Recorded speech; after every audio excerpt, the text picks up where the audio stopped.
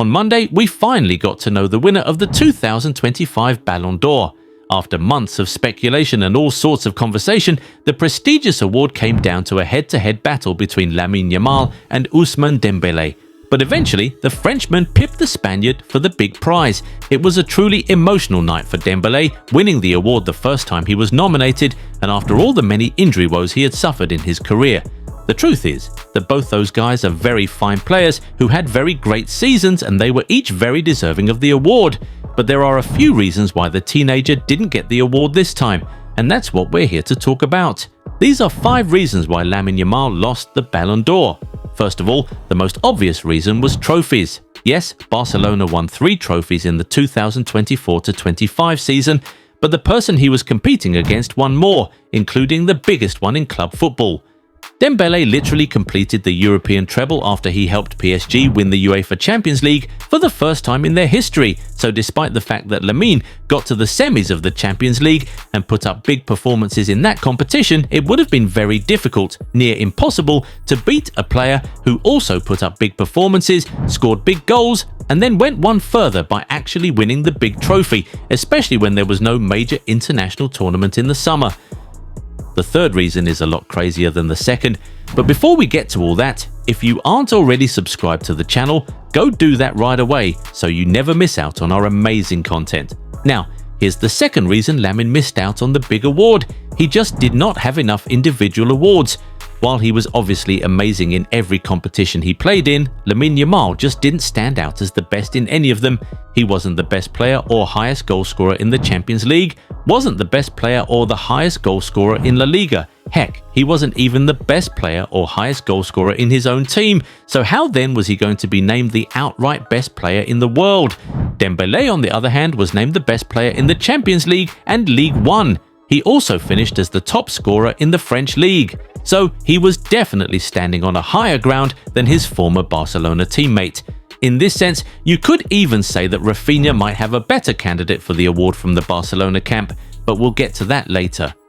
For now, let's look at one of the criteria which might have worked against Lamine Yamal. One of the criteria is class and fair play on and off the pitch, and it's pretty obvious that Dembélé clears Lamine Yamal in that category. Now, don't get it twisted, we're not of the opinion that Lamine is arrogant, pompous, or any of those things his haters say. He's just a very confident and outspoken kid, and there's nothing wrong with that. But we believe that there's a campaign against him on the internet to try and smear his image and make him look worse than he actually is, and that might have worked against him. You see, the journalists who vote for these awards are human beings who use social media and are swayed by a lot of the things that go on there. So, with the narrative being heavily pushed that Lamine Yamal is too flamboyant, arrogant, and is an a-hole, we won't be surprised if that swayed a few voters. And this doesn't mean that Lamine will never touch the award, but considering it was very tight this year and he was the underdog having not won the Champions League, this very likely worked against him to further reduce his chances. Now, remember we made a video some months back telling you why Lamine Yamal won't win the Ballon d'Or this year. Well, this next point is one of the reasons we gave in that video. You see, the Barcelona community didn't seem to make up their mind about who was going to be their candidate for the award until very late. For much of the season, Rafinha was the front-runner for the award, and he had absolutely everything on his side. He had goals, assists, and individual awards. He was named La Liga Player of the Season, finished as the Champions League top scorer, equaled Cristiano Ronaldo's record for most goal contributions in a single Champions League season, and scored just as many goals as Dembélé. If he was pushed as the main candidate all the way to the end, maybe he'd have given the Frenchman a better run for his money. In fact, at some point, there was a brief push for Pedri to win the Ballon d'Or. But after Lamine's performances against Inter Milan in the semi-finals of the Champions League, the whole community switched to push Lamine Yamal, which was how he ended up finishing second. But amidst all of that, some purists felt like Rafinha was being treated unfairly, and some of those Barcelona-affiliated votes that should have gone to Lamine probably ended up going to Rafinha, reducing the Spaniards' already slim chances. Dembélé, meanwhile, was always the one and only candidate from PSG. If you ask PSG players and staff who should have won the Ballon d'Or any time during the season, they would all have unanimously said Dembélé. But if you ask Barcelona players and staff, they would have either mentioned different names or tried to be political with their answers. Finally, the simple truth is that Lamine just did not score enough goals in the 2024-25 season. We all know that the Ballon d'Or has become mostly about goals, and if it's between two attackers, then goals will always be a massive factor. Last year was different because it was between an attacker and a midfielder, but two attackers going head-to-head. How could goals not be a big factor?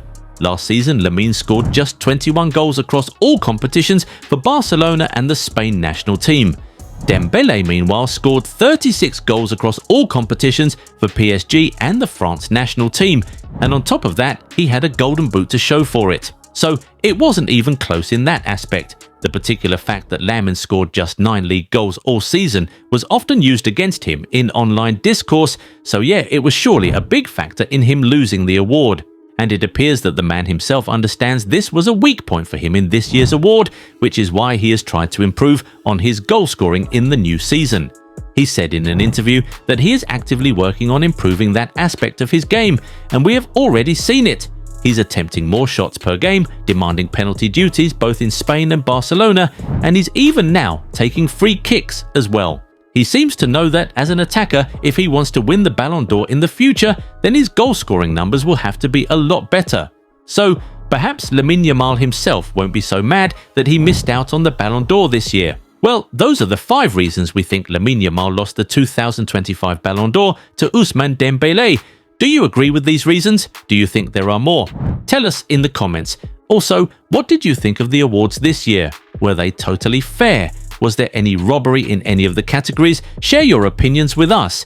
And about Lamine Yamal himself, do you think he'll still win the Ballon d'Or? How many Ballon d'Or awards do you think he'll retire with when his career is over many years from now? Talk to us. If you enjoyed this video, give it a thumbs up and subscribe to the channel. Also, turn on the bell notification so you never miss out on new content.